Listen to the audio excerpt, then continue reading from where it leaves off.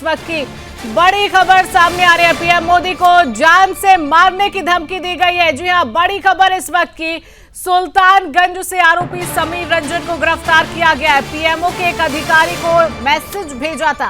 PM Modi के बिहार दौरे का आज दूसरा दिन है। इसी बीच पीएम मोदी को जान से मारने की धमकी मिली है। व्हाट्सएप पर जान से मारने की धमकी भरा मैसेज भेजा गया था। बड़ी खबर आप तक पहुंचा रहे हैं।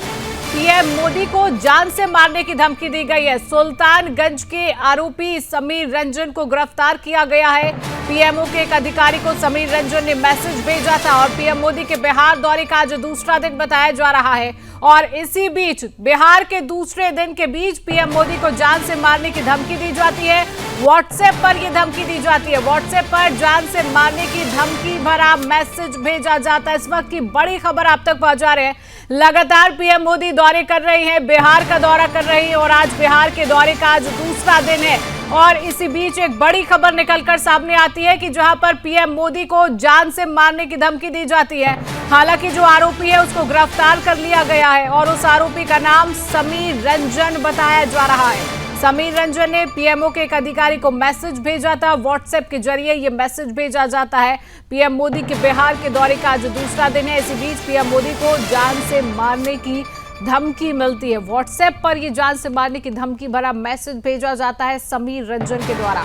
हालांकि उसको गिरफ्तार कर लिया गया है। बड़ी खबर लगातार आप तक पहुंचा रहे हैं। लगातार देश के प्रधानमंत्री नरेंद्र मोदी दौरा कर रहे हैं और बिहार के दौरे पर हैं।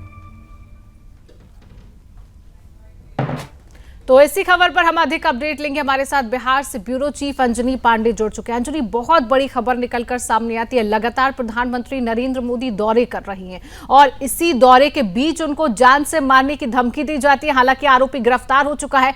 आगे उसको लेकर क्या कुछ कार्रवाई की जा रही है और आखिरकार इस धमकी भरा मैसेज उसने क्यों भेजा, क्या अपडेट?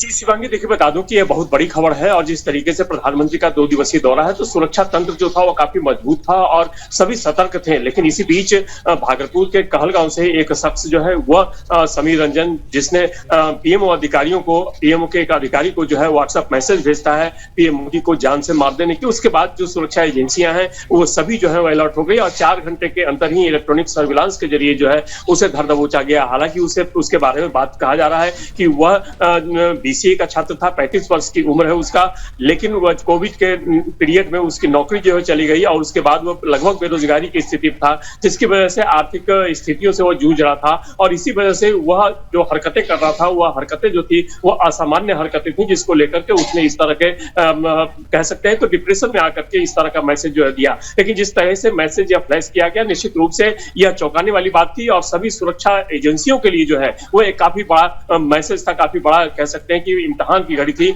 और 4 घंटे के अंदर ही सर्विलांस के जरिए जो है वो उसे पकड़ लिया गया। हालांकि जिस सिम से उसने मैसेज किया था वह सिम जो था वह मंटू चौधरी नाम के एक बुजुर्ग, 70 वर्षीय एक बुजुर्ग से जो है वह लिया गया था, उसके नाम पर लिया गया था और कहा जा रहा है कि वह जो सिम कार्ड लिया गया था वह भी फर्जी सिम कार्ड था। तो जिस तरीके से प्रधानमंत्री नरेंद्र मोदी को हत्या करने की धमकी दी गई, उसके बाद से सुरक्षा एजेंसियां जो है वह अलर्ट हो गई और उसके बाद जो है वो समीर रंजन को धर दबोचा गया, जो कि 35 वर्षीय युवक है, बीसीए का छात्र रहा, बीसीए पास कर चुका है, लेकिन नौकरी कर रहा था। कोविड के दरमियान जो है उसकी नौकरी छूट गई, जिसके बाद से वो मानसिक रूप से जो है वो थोड़ा बहुत असंतुलित हो गया, जिसकी वजह से उसने आक्रोश में आकर के इस तरह के मैसेज जो है वो दिए हैं। हालांकि पुलिस ने उसे गिरफ्तार कर लिया और उससे गहन पूछताछ की जा रही है, जिसमें यह पता चल पाया है कि जिस सिम से उसने मैसेज किया था वह सिम जो था वो 72 वर्षीय बुजुर्ग की थी। बुजुर्ग के नाम से था, मंटू चौधरी के नाम से वह सिम निर्गत किया गया था। जिस बुजुर्ग की वो सिम बताई जा रही है, क्या उस बुजुर्ग से भी पूछताछ की गई?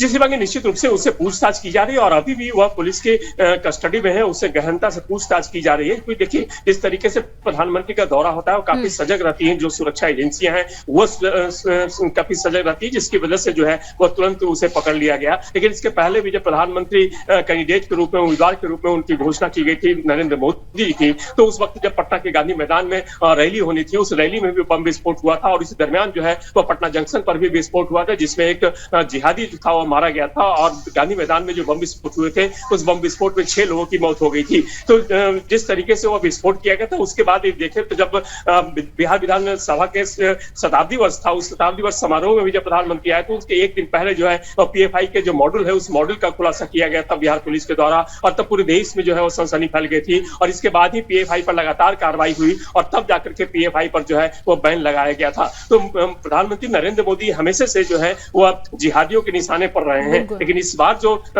मैसेज गया है, इस बार जो धमकी दी गई है वह धमकी समीर रंजन नाम के युवक के द्वारा दी गई है जो भागलपुर के कहलगांव का रहने वाला है। और उसने जो है धमकी दी है, वह मैसेज किया था व्हाट्सएप के जरिए, उसने मैसेज किया था। उस मैसेज के बाद जो है तो पूरी कहे तो सुरक्षा एजेंसियां जो है सतर्क हो गई और हड़कंप मच गया और जल्द ही उसे जो है गिरफ्तार करके उसके साथ पूछताछ की जा रही है। हालांकि कहा जा रहा है कि मानसिक रूप से थोड़ा वह विक्षिप्त हो चुका है, डिप्रेशन में है, चूंकि उसकी नौकरी छूट गई थी और इस नौकरी छूटने की वजह से जो मैसेज समीर रंजन ने किया है और उस मैसेज में और क्या कुछ लिखा था, ये क्या अभी मीडिया के सामने आ पाया है? क्या कुछ उस मैसेज में था?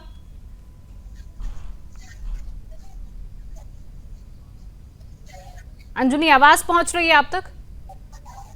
जी शिवांगी। अंजनी, वो जो मैसेज समीर रंजन के द्वारा किया गया, व्हाट्सएप के जरिए वो जो मैसेज किया गया, क्या वो मैसेज सामने आया है कि उस मैसेज में क्या कुछ लिखा था?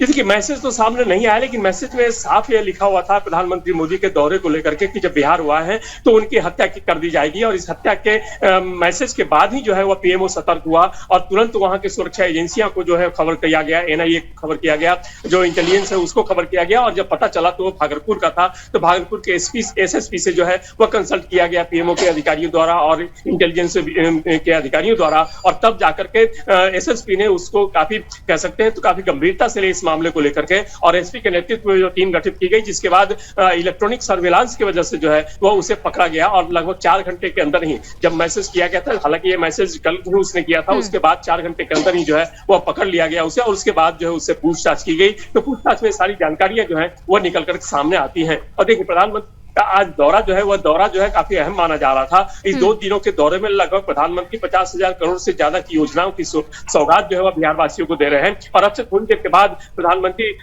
विक्रमगंज में, रोहतास के विक्रमगंज में जो है वो 48,500 करोड़ रुपए की योजनाओं की शुरुआत करेंगे। तो इसलिए ये काफी अहम माना जा रहा था यह दौरा। और इस दौरे के बीच में जिस तरीके से ये धमकी भरा मैसेज गया है, तो निश्चित रूप से उससे जो है वो एजेंसियां जो है उनका सतर्क होना लाजिमी था। और इसके वजह से ही सतर्कता की चलिए, वजह से बिल्कुल अंजनी, नजर बनाए रखिए, पूछताछ समीर रंजन से जारी है। फिलहाल तमाम अपडेट साझा करने के लिए आपका बहुत बहुत धन्यवाद।